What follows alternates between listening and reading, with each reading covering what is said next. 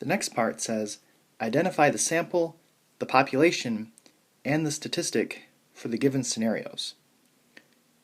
Number 12 says, a survey of 1,012 U.S. adults found that 5% consider pet friendliness an important factor for choosing a hotel. So the sample here is the 1,012 U.S. adults.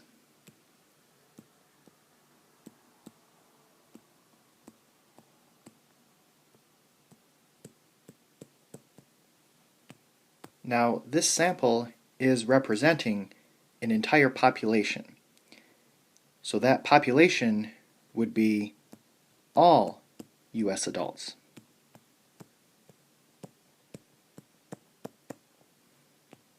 And lastly, the statistic that goes with this sample is the 5%. So 5% consider pet friendliness an important factor.